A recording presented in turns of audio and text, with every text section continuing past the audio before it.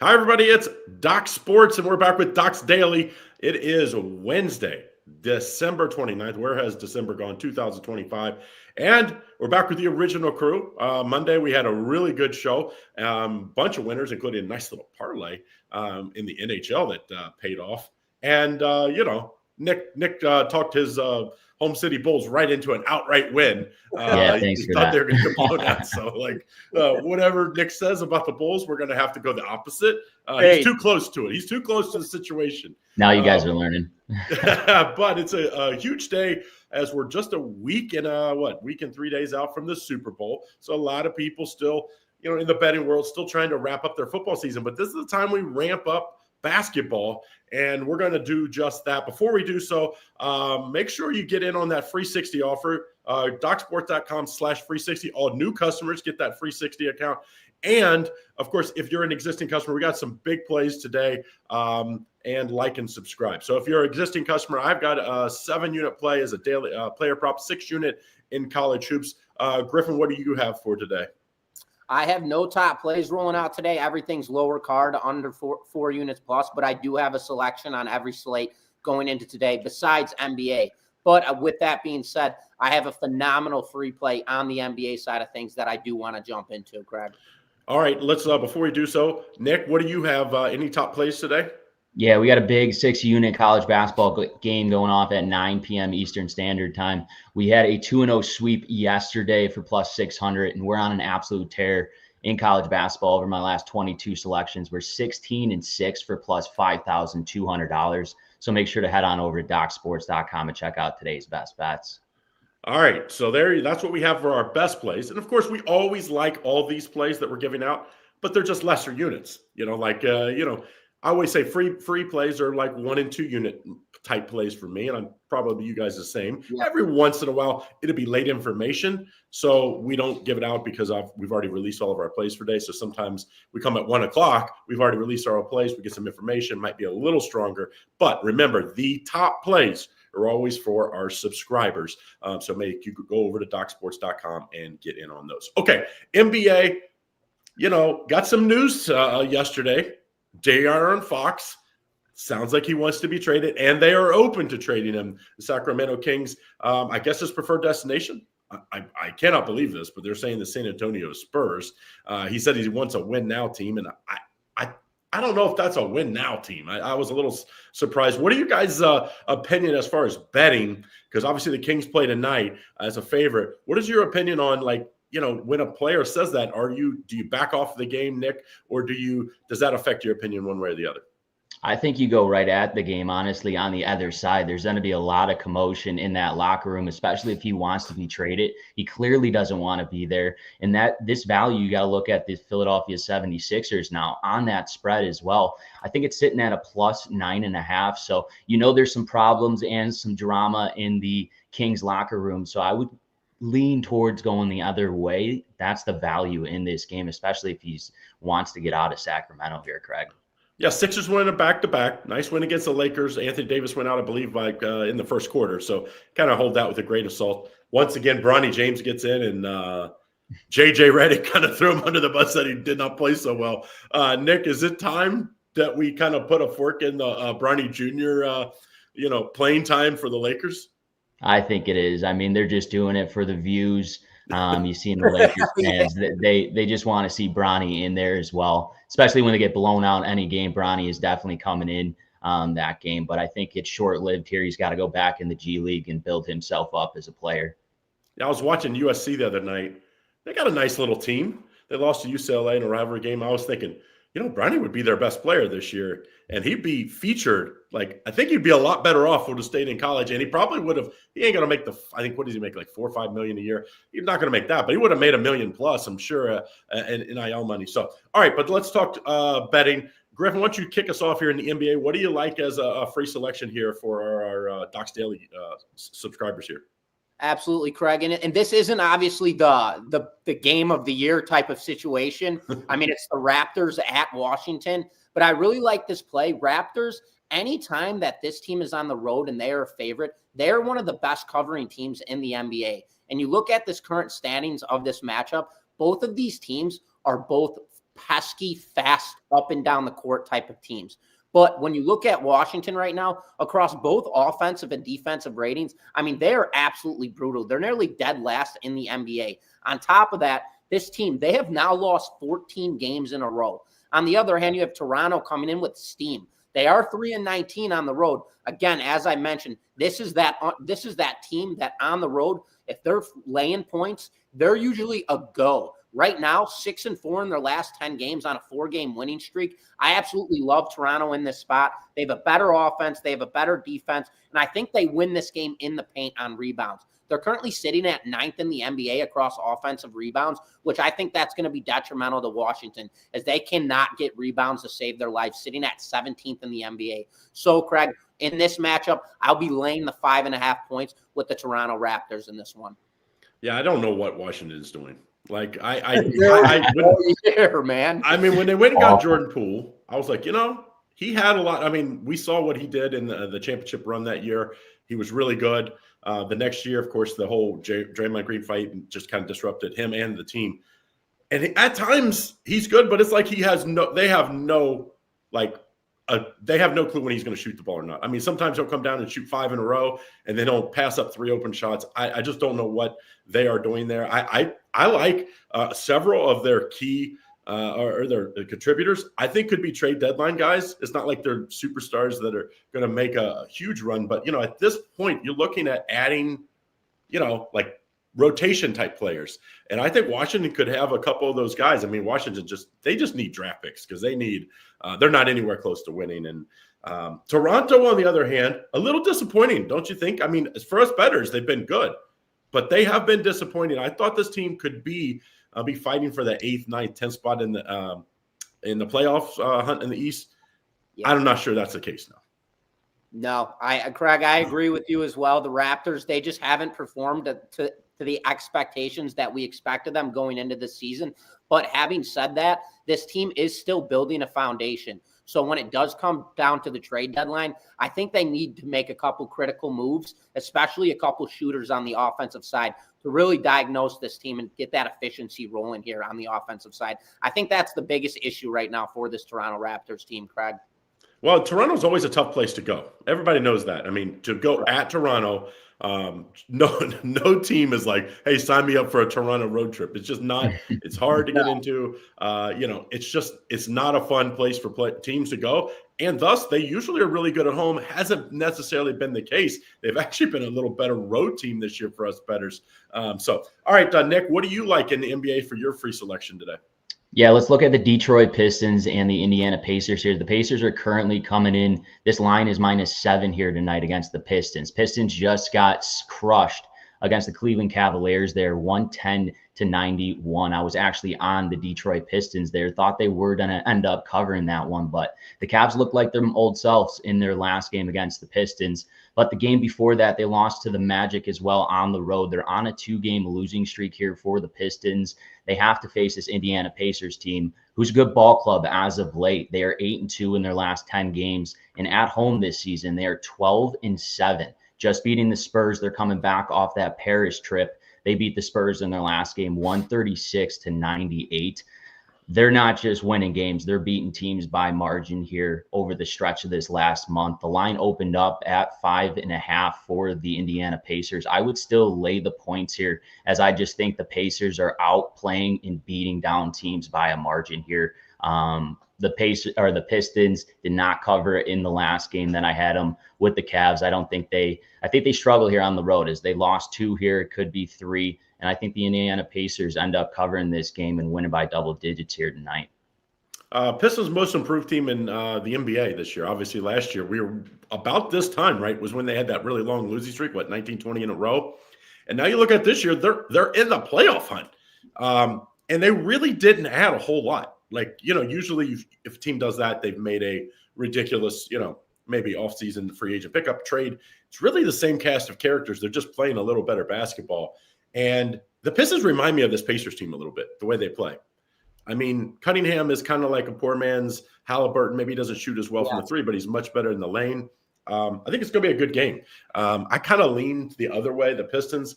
But I could see either way. I could see the Pistons winning outright, and I could see the Pacers blowing them out. That's one of those games that's fun as a bettor, as a handicapper to talk about, because you can make arguments on both sides of the game.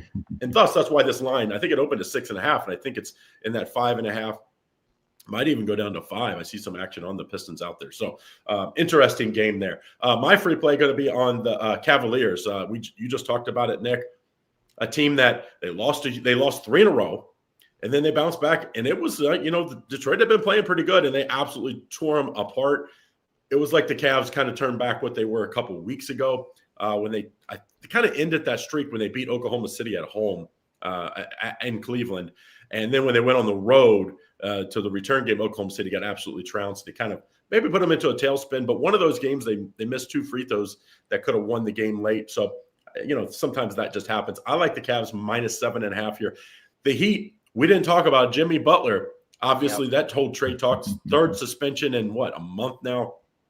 And hopefully they get rid of him sooner than later, because I think this Heat team, if you added a piece, I don't think it's going to be Bradley Beal. That's the problem. The Suns want to get rid of Bradley Beal. They'd like to get Butler. I don't think he would be. But if you got Zach LaVine, I kind of see some saying a 3-way trade. You put LaVine and Hero together, that would be now, I don't know who's going to stop anybody, but scoring wise, that would be a fun. So I like the Cavs though. I just think there's too many distractions for the Heat. And until that is gone, I'm going to be fading this Heat team or staying away. So, you know what? Interesting game. I think the game of the night, I don't know if you guys have a play on this. So if you do, you can just let me know, but T-Wolves and the Suns. The Suns are kind of, because they want to get rid of Bradley Beal. They'd like to acquire somebody. He's basically an untradeable contact, and he has a no trade clause, so he'd have to agree to go. And then the T-Wolves, one of the best teams in the West last year, they made the trade to get rid of Karl Anthony Towns. I don't like this team as much as I did last year. What do you think? The Suns are slight underdogs. Minnesota's favored by 1.5. Any opinion on this game, Nick? I actually have a 4 unit going out on this game here, Craig. So I'll let Griffin take over. Talk about it. Yeah, for sure. I'll jump in on this game. The one thing for me that I absolutely hate with this Phoenix Suns team is they are the worst covering team at home against the spread at all circumstances. In this case, though, we can get them at a pick 'em, as this line is currently sitting at minus 1.5 Minnesota. So we can take that extra 1.5. And right now, the Suns, they are 15-8 at home. And when it goes down to the bottom of the barrel, you look across both offensive and defensive ratings, these teams are pretty similar. I will say Minnesota does have the better defense, but you got KD in that lineup offensively. If this Suns team can get ahead early in this game, the fans can get all over Minnesota, and it can turn into a drastic downfall. If I was to jump on anybody in this game, it would be Phoenix at home, just because there's no spread involved. If there was a spread here, say 3.5, 4.5, this is a game I would want no action on, but because it is a pick'em game and Minnesota does tend to struggle on the road from time to time, I like the spot here with the Phoenix Suns, so I would take them with that plus 1.5, Craig. I wish the Suns would go small and put KD at the 4 or even at the 5, sometimes kind of like they did back when. Now, you can't go long stretches, and this would be a tough team to do it against. But just saying overall, the Phoenix, I think they need to go back to the death lineup that the Warriors played with KD. Now, they don't have Draymond Green. That's always everybody say, let's play the death lineup. Yeah. You need a 6'6" guy that can play like a 7'1" guy. Not many teams have that. But Kevin Durant, his ability to guard 3, 4, even some 5 guys, especially in this matchup, you don't worry about Gobert, scoring. It's more his rebounding and block shots. I just like the Suns when they go smaller. I think they need to do it more often. Now, maybe they're worried about running Kevin Durant down because at his age, we talk about how old LeBron is. Right. You start to look, he's not that much younger. He's 37, I think. So it's not like, maybe midseason they don't want to do that. So interesting game. I do like the Suns as well. Small underdog here, +1, +1.5. I think they get it done. Impressive win against the Clippers team. The Clippers were pretty good. I had a top play on that game the other day, did lose. The Suns, the first half, shot 56% from the three-point line. And then the second half, they came down to it. Clippers came right back. But the Suns, they're going to go as far as Kevin Durant and Booker take them. I mean, it's just unless they get Jimmy Butler, I don't see there's another guy out there that's going to come in and make a huge difference in this team. So, all right, let's talk college hoops a little bit. And there's some really good games tonight. I think this is the time of the year. I always say, as soon as the championship game goes, and we have that week in between, people start looking for action out there. They start looking at college hoops, start looking at NBA, NHL, and this is no better time of the year, especially this year where college hoops is. I mean, the margin between the really, really good teams and the middle of the pack teams, or even the bottom of teams in some of these power conferences, is just not that big. Yeah. And I'm going to start with a free play. I like, this Maryland team is pretty good, but I think they're overrated. And the reason why I say that, the Big Ten, I think the top to bottom is like razor thin. Even Michigan State, that's on this long run, wouldn't be surprised if they lose first round of the NCAA tournament. Their margin of victory is just not that great. Wisconsin's been pretty good. I'm taking Wisconsin 5.5. I gave it out yesterday with Scott and them on their show, and I filled in for Griffin. And they said I was a homer because, Wade is from Wisconsin, but I know Wade has no clue what's going on in Wisconsin basketball. But I'm taking the Badgers plus the points. I think they can win this game outright. I thought when they lost Hepburn to Louisville, I thought they'd have a big step back. Has not been the case. Give me Wisconsin plus the points. Nick, what do you like as a free play in college hoops? Yeah, let's look at this Alabama and Mississippi State game. We got the line currently -1.5, Mississippi State at home against Alabama. Mississippi State just picked up a win in overtime on the road against South Carolina. Mississippi State, though, has failed to cover in 5 straight games coming into this one. Alabama, on the other hand, they're on a 3-game winning streak against the spread in their last 9 games. They are 7-2. This Alabama team is it's currently the number 1 in the SEC in 2 points in the SEC, while Mississippi State is right behind them in second, scoring 2 points. This Alabama team, to me, is just way better, especially from the perimeter. You look at them, they're shooting 32% from the perimeter, while Mississippi State's under 30. I believe they're shooting 27%. This Alabama team, to me, is just a way better team overall, and I think they get the job here done in Mississippi State on the road. It almost seems like a trap game. I always set the lines before I look, and I thought Alabama would be favored by about 2.5 to 3. When I saw the line, and some lines were a pick 'em and some lines were -1, it kind of made me like, what am I missing? So for that reason, I actually kind of gave the home favorite a shot because, very few times do you get free money, as I say in sports betting. And so if it looks free, like it's an easy winner, you probably should bet the other way. So I do think Alabama on paper, they're a top 5 team in pretty much like I don't see anybody that would rank them outside of the 5. I'd say they're one of the favorites to make the Final Four. It just worries me with the line. Griffin, what do you like in college hoops? I mean, Nick already stole the one that I loved. I love Bama the way that they're playing right now. But another game that we could absolutely jump on, and that's TCU at Texas Tech. This Texas Tech team has been put through the absolute meat grinder, and they have done so much more than prevail. This team's been playing absolutely incredible basketball. They're 15-4 on the year, 8-2 in their last 10 games, currently rocking a 4-game winning streak. And they're currently 35th in points per game offensively. I mean, this team does everything right. They're better coached than TCU. They move better. They shoot way better from the field. They're 20th from the field in the nation right now. Their offensive rebounds are okay. They play solid, but it's all about that offensive rating for me with this Texas Tech team. And I just don't see how TCU is going to be able to sustain going down the drive late in this matchup. Offensively right now, 6th across offensive ratings. They've solidified wins over legitimate teams. I want to say even they did they beat Iowa State, or that game? I know it came down to they lost in overtime. Yeah, it came down to a last second, whatever the situation was. And I watched that entire game, and that was when I finally established and said to myself, this Texas Tech team is absolutely no joke. They are laying 12.5 points in this matchup, but again, they are at home where they're nearly unstoppable. I just don't see how TCU is going to hang with them offensively or defensively. And I love the way Texas Tech really plays with that tempo. They formulate as a team. They run very good 2-3 zone defenses. They know when to play man. They know when to apply pressure. They know full court press when it's time to go. They do everything right as a team. And with the momentum, 8-2 in their last 10 games, currently on a 4-game winning streak, that's just something I'm not jumping in front of. I'm laying the points here, Craig, with Texas Tech in this matchup. You know, the TCU has one big win as a 12.5-point underdog, by the way, at Baylor 3 games back. But then they followed up 13-point loss at home to Kansas. And man, they got beat 85-58 at UCF last time out. So TCU, Jamie Dixon, I kind of thought, you know, when he left the Pittsburgh, I was like, what is he thinking? Obviously, it was his alma mater, so that's why he went there. But, you know, he kind of had a run going. And then, you know, the NIL and the transfer portal, I think, really took it out of him.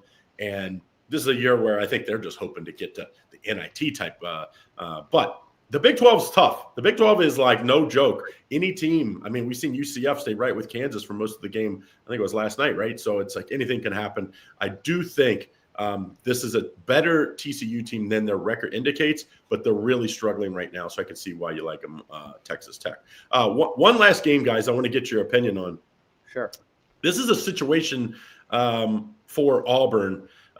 You know, they come off of that big win against Tennessee, 2-point, 53-51, I think it was. Now they go to a lowly LSU team. They're big favorite tonight. I believe Auburn has a big game this weekend. It's not Alabama, is it? They play another ranked team, I think, this weekend. But it's a huge letdown spot on the road in the SEC that's been – home teams in the SEC as underdogs have done very well. 12.5 points, total 149. Nick, like – It's scary land. As good as Auburn is, they're still a young group having to cover this big a number on the road. Yeah, for sure. I mean, it's definitely sprinkle a little pizza money on it. I wouldn't get anything crazy, but you have to go with this Auburn team. They're 10-0 this season on the road. They're 3-1. I'm sorry. And this LSU team, they're 10-1 at home. I'm going with the better team here, even though LSU at home is good. This is a game that Auburn needs to come out and make a statement here. Granted, they do play on Saturday at Ole Miss as well. So this is a good test for them to get a couple buckets in and to establish themselves around the perimeter here against an LSU team, which is going to compete here at home. No question about it. I just think this Auburn team is a way better team all around, especially with the guard plays. And I think they get the job done and they cover the spread in this one, -12.5 here, Craig. Yeah, it's Broom came back against Tennessee, but he played well. But obviously, you know, your first game back, you know, after the, I think, ankle injury, right? It just, you know, it kind of worries me a little bit. Second game back, and they got this big on this Ole Miss this weekend. I always try to look, you know, is there a double-digit favorite that can win outright? You know what I mean? Like, that's what I'm looking for when I look down there because, you know, yeah, they can cover the spread, LSU. I think that's possible. Can somebody out there, and this one kind of tickled me a little bit just because it's such a, you know, in between two ranked foes, and that was a knockdown drag out. Anytime you play Tennessee, it's very physical. I just thought maybe LSU, if they can keep it close early, the fans, you know, anytime you're playing a number one team, you get the absolute best from the fans because they want to storm the court. All right, let's move to the NHL so we don't miss out because, you know, we did hit a parlay, underdog parlay last time out. Yesterday I gave out a winner with Winnipeg. Robert didn't have anything, so we just had one play. So a smaller card, though, in the NHL today. But I think there might be something here. Nick, I know you're our NHL guy. What do you like here as a free pick? Yeah, we're eyeing up value here in today's card here, Craig. We got the Vancouver Canucks and the Nashville Predators. Canucks coming into this game on a 2-game winning streak here, just beating the St. Louis Blues on Monday, 5-2. The Canucks tend to play their best hockey on the road.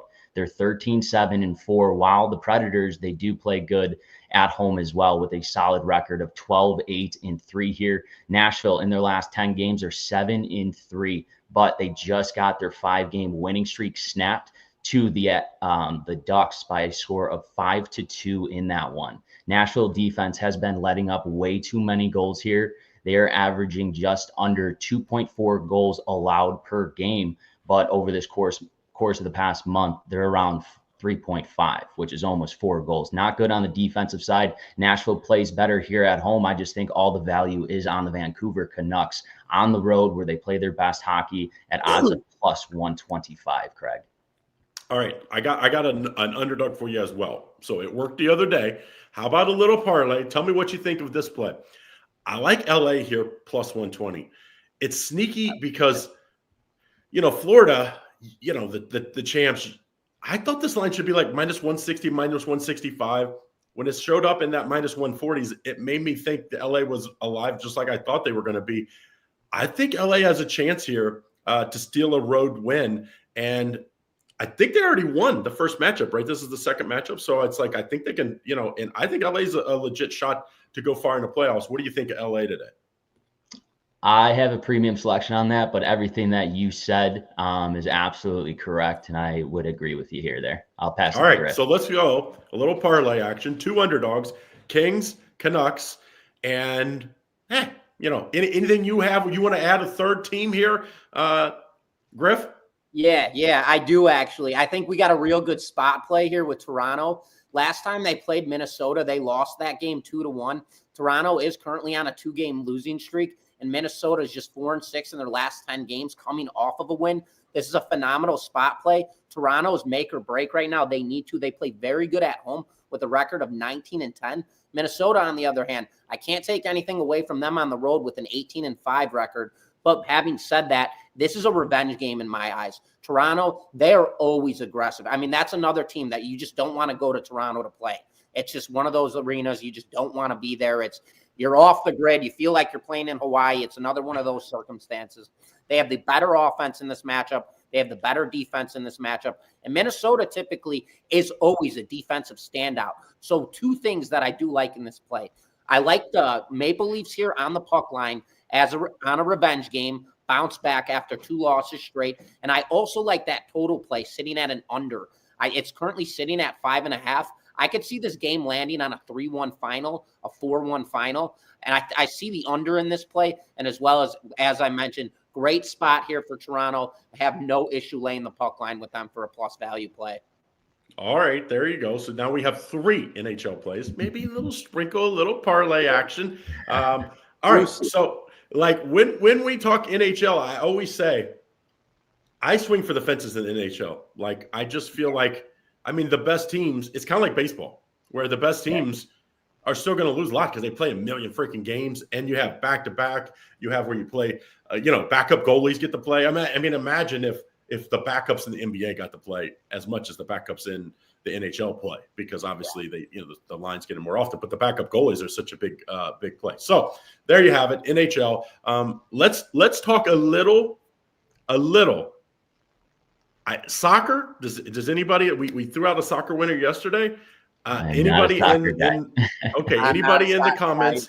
Anybody in the comments that has a soccer play, make sure you put it in the comments and we can put it on the screen. Robert gave out a winner yesterday, I believe, in the soccer. I believe. Soccer's. I can't even find the scores half the time because it was like. Craig, let's talk Korean baseball, man. Oh no! Is this COVID again? Literally during COVID, I was doing Korean baseball at like freaking 1 o'clock, 2 o'clock in the morning. I was like, "What in the frick am I?" Table tennis, handicap table tennis. Like I was like, "What the hell?" We've all been there. Chasing Hawaii at midnight. All right, so talk a little futures. I was looking the other day. You start looking at NBA futures. It's crazy right now because there's really no dominant team in the NBA this year. And with big names like De'Aaron Fox and like Jimmy Butler that are going to move, is there any team out there you guys think that's kind of off the radar? And like not top 3 or 4 ranked team in the NBA that you're like, hey, if this guy, things go right, this team can win it all in the NBA. Why don't you start, Griffin? Craig, it's a toss-up, and there's not. I have to be real here. When I look at the whole slate of everything when it comes to all these teams, you're going to get that same top tier talent. Denver's going to be in the mix. The Clippers are going to be in the mix. The Thunder's going to be in the mix. Minnesota's going to be in the mix. It's Cleveland, Boston. It's the same type of teams. There's really no team right now that's under the radar in my eyes that I could see with Jimmy Butler. If Jimmy Butler is put on a team, let's put, for instance, Houston. God, there are so many teams that he would look great in that uniform right now. The Clippers in general, there's a couple teams, but no, man, right now it's pretty much standing stagnant. All of these teams are kind of playing at that tier. Cleveland's really throttling right now. Boston is still going to be a top contender, even though they're not as good as they were last year. Denver, they started off slow this year. They're now turning it on. You know, the Knicks are always in the mix. That rhymed. That went well. So for me right now, Craig, there's no team that is really, it's, you know, you've got your top talent pool, you've got your mediocre, and then you have your bottom of the barrel. I don't see any separation of a one-man move that could really change the dynamic of a team that's sitting in the mid. Chicago Bulls. They're done. They're done. Back in Chicago. Maybe Nick could just put him he could probably win him a championship if he just bets. They are on my do not bet list. I will give tell you that. Everybody a free winner here, though, really quick, Craig. Nick, the Bulls or Boston tonight? Is Boston covering the 14.5? Oh, I'm taking Boston. I don't care. Everybody, right now. pull the torches out. Bulls. Golden Bulls plus 14. Bulls plus 14. This is the game the Bulls will win, too. This is the type of team that they play up. I'm telling you, if Zach LaVine is hitting shots, they're a very tough team to beat. Now, he ain't going to quit shooting, so if he's not hitting, they're going to lose by 20. You're not scoring. Yeah, that's Who's your team, Craig? That's actually I'd like to hear your take on that. I kind of think I think it has to be a team out of the East if somebody comes, because I think it's an easier winnable conference than the West. I still think, and out West, I still think the Warriors could get Jimmy Butler. The problem is, who do they have to give up? If they got to give up Kuminga especially Kuminga, I think he's the wild card for them. He's obviously injured right now, but if they got to give up Kuminga, I think it's just a wash. So it's doesn't help. The problem when you add these guys, you got to give up somebody because you got to match the salaries, and these guys are high priced salary guys. So I got to think, I still think the Spurs out West could be a wild card team. If they got De'Aaron Fox, if they got De'Aaron Fox, and could keep Chris Paul as a backup point guard, that team could be. Now, who do you give up? Because De'Aaron Fox makes, I think, $33 million this year, or something like $37 million. So how you match in salaries? They don't have a ton of high, so that would be, I guess, the West teams. Last night I saw Houston plus 1900 to come out of the West there. Houston's a nice team. They're not a team I think that's going to add, because I think they're a year or two away. So I feel like they'll just stand pat. The Pacers are an interesting team as well. Miles Turner felt like he's been on the trade block to the Lakers for I don't know. Ever since LeBron got there, I feel like Miles Turner was supposed to go to the Lakers, and then each year he doesn't. But if they could add somebody, it really helped too. The Pacers team, even last year in the playoffs, remember how injured they were. I really think that could have been different. I think the Pacers are a sneaky team if they could add maybe another big without having to lose Miles Turner. He's a very good stretch. Craig, I absolutely love that play. The Pacers are that one team. They're speedy, aggressive. You got Turner, Siakam, Haliburton. They do have a powerhouse lineup. I absolutely agree with that. The problem is always, though, NBA money. That is always the biggest issue. It's crazy. There's so much money involved with these draft picks and everything else. That becomes the huge miss factor. It's the same thing in the MLB. Although there's so much money in the MLB, it doesn't make it as challenging. They don't have the hard cap is the advantage of they do have the luxury tax, but of a rich team, they can just pay it. In the NBA, it's not like that. You have to match the salaries. I think it's 80% on the trades. And that's why people always why are they bringing in, the Bulls or bad teams get involved, because they basically get draft picks just to take on these salaries, and then they buy out. I did hear 2 buyout guys I heard on NBA yesterday that I think could help some teams is Ball from the Bulls and Simmons from the from the Nets, that they both could be buyout options. And so then those guys can get picked up for anything. And you put them on some teams, and that's, they're not going to be superstars on these teams, but the teams that be picking up don't need them. The Milwaukee Bucks could use both of them right now. They just need more players. They don't have a whole lot of depth. I think the Bucks are a top 3 team for me right now to win it all. But it's man, one injury and they're out in the first round type like last year. So to me, they could use some extra depth. Ball or Simmons would help. And I do want to touch up on, as Nick mentioned yesterday, I think that is a phenomenal futures bet, taking Houston plus 1900 to win that. That was me and him were sitting at the bar yesterday at the Venetian, and we were obviously watching games, watching the TV, and that one came on, and we looked at each other. We're like, if we sprinkled 2 dimes on this thing this thing could end up paying out $30,000-$40,000. That is not a bad future. Well, and think about it. They don't have to get. You don't have to now with the where you can pull buy out early. If they win the first round, you could probably get 5-1 on your money by cashing out after the first round. Can they win a first round matchup? Right now, what are they, 6th or 7th in the West? I believe 7th. I know they're 6 or 7 games back. That's so you start to look at, okay, who's going to be on the top? Like Denver Nuggets are not like they're going to be a top 3 team, not a team that you're scared of any longer. Obviously, Joker's amazing, but it's like they have 2 guys that can shoot threes. Like last year, they have guys that get injured a lot. Murray's always injured. Porter, even though he's been healthy lately, is Aaron Gordon is injured a bunch. So it's like that's a team that if you just happen to match up against them in the first round and they're banged up, it really could mean a lot. I think Houston is a year away. I did hear that someone floated it out there on, I think it was Twitter, that De'Aaron Fox and Van Fleet would be involved in that trade to go to Houston. And I'm like, dude, if they got De'Aaron Fox, they are a win this year type of team. Because I love Van Fleet. Very good, underrated player. But for what they pay him, I think he makes like $40 million. Like he makes more than De'Aaron Fox. Like, because De'Aaron hasn't got that super max yet, which he's going to get.